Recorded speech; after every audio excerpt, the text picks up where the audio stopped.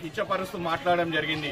ఆయన ఏమన్నారంటే, ఎప్పుడైతే సభ్యులందరూ లేచి రాజ్యాంగము అంబేద్కర్ గారి గురించి ప్రస్తావన చేస్తే విరుచుకుపడుతూ ఆయన ఎన్నిసార్లు మీరు అంబేద్కర్ గారి పేరు రాజ్యాంగం గురించి మాట్లాడతారు, బహుశా దేవుడి పేరన్నా తీసుకుంటే బాగుంటుందని కించపరుస్తూ హోంమంత్రి అమిత్ షా గారు మాట్లాడడం జరిగింది. అంటే దీని పట్ల వాళ్లకు రాజ్యాంగం అంబేద్కర్ గారి మీద ఎంత ప్రేమ ఉందో మన అందరికీ తెలుసు. కావున దాన్ని పెద్ద ఎత్తున నిరసన తెలుపుతూ కాంగ్రెస్ పార్టీ మా భాగ్యస్వాములైన మిత్రపక్షాలు అందరం కూడా కలిసి పెద్ద ఎత్తున దేశవ్యాప్తంగా నిరసన తెలిసినాం.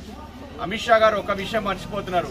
ఈ రోజు మీరు ప్రధానమంత్రి గారు ఆ గౌరవమైన స్థానంలో కూర్చున్నారంటే రాజ్యాంగం రచించిన అంబేద్కర్ గారి పుణ్యమే అని కూడా వాళ్ళకి తెలియజేస్తున్నాం. అదే కాకుండా మళ్ళీ జై బాపు అనే కార్యక్రమాన్ని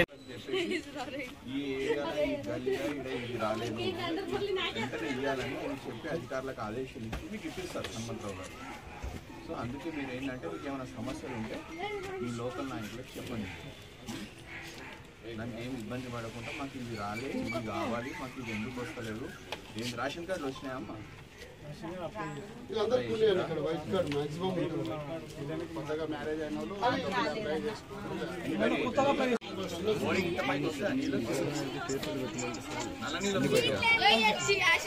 ఇవన్నీ అందరూ అప్పుడు టీఆర్ఎస్ ఉన్నప్పుడు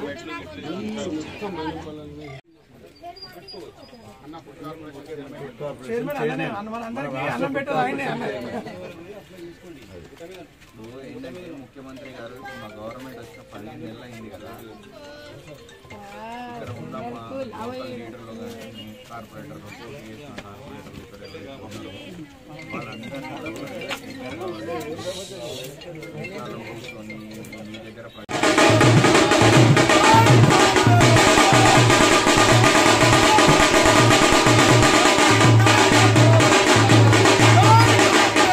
నమస్సుమాంజలి తెలియజేస్తున్నా. ముఖ్యంగా జై బాపు, జై భీమ్, జై సంవిధాన్ అనే కార్యక్రమం చేయడానికి ముఖ్యమైన ఉద్దేశం ఏంటంటే, రాజ్యాంగ నిర్మాత అంబేద్కర్ గారిని 2014 తర్వాత ఎన్డీఏ ప్రభుత్వం కేంద్రంలో వచ్చిన తర్వాత క్రమక్రమంగా అగౌరవపరుస్తూ ఆయన గుర్తింపును తగ్గిస్తూ వాళ్ళు నిత్యంగా పనిచేయడం జరుగుతుంది.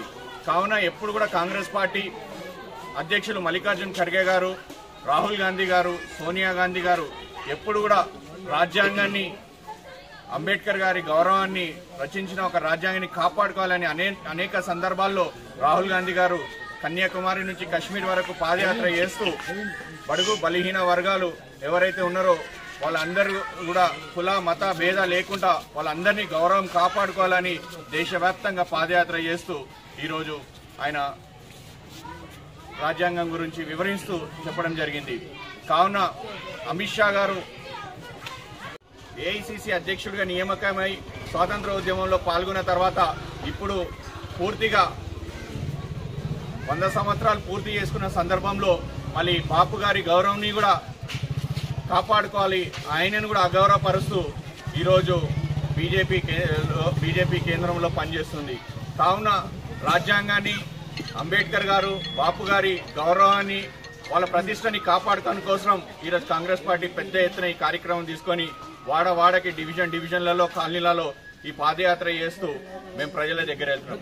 అదేవిధంగా ఈ కార్యక్రమ భాగంలోనే ముఖ్యమంత్రి గారు ఈ 15 నెలల్లో కాంగ్రెస్ పార్టీ ఏ అభివృద్ధి కార్యక్రమాలు చేసింది, ప్రజలకు ఏ రకమైన ఈ పథకాలు అందుతున్నాయా లేదా తెలుసుకోవడానికి కూడా ఈ కార్యక్రమ భాగంలోనే మేము ఈరోజు ప్రజల దగ్గర వెళ్తున్నాము.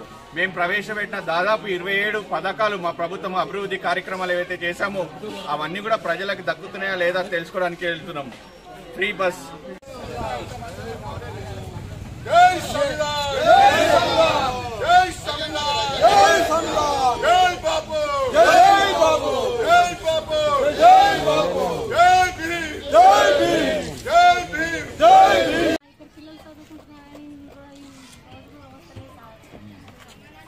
అన్నను వచ్చేయడం మీడియా నీళ్ళు గిట్లు వస్తున్నాయేమో వాటర్ ఇలాంటి అన్ని కార్యక్రమాలు కూడా మేము తీసుకోవడం జరిగింది. కావున సన్నబియ్యం ఏదైతే కార్యక్రమం ఉందో ముఖ్యమంత్రి గారు ఇచ్చిన మాట ప్రకారం ఈరోజు ఆయన మాట మీద నిలబడి సన్నబియ్యం పేద ప్రజలకు ఇవ్వాలని ఏదైతే అనుకున్నారో సో మేము ఈరోజు ఈ సన్నబియ్యం కూడా కార్యక్రమం తీసుకొని ప్రజలకు ఇస్తున్నాం. కావున మేము అందరం కూడా 141 డివిజన్లో మైనంపల్లి హనుమంతరావు గారి ఆదేశాల మేరకు ఈ పాదయాత్ర చేస్తూ నేను కోఆర్డినేటర్గా ఇక్కడ వచ్చినందుకు నాతో భాగ్యస్వాములైన వీళ్ళందరూ కాంగ్రెస్ కుటుంబ సభ్యులందరికీ పేరు పేరున మరి ఒకసారి ధన్యవాదాలు తెలుస్తూ ఈ కార్యక్రమాన్ని ఇలాగనే మనము కొనసాగించాలి. ఈ డివిజన్ తర్వాత మళ్ళీ ఇంకా డివిజన్స్ ఏవైతే ఉన్నాయో మనం ఈ కార్యక్రమాలు చేసుకుంటూ పోవాలి.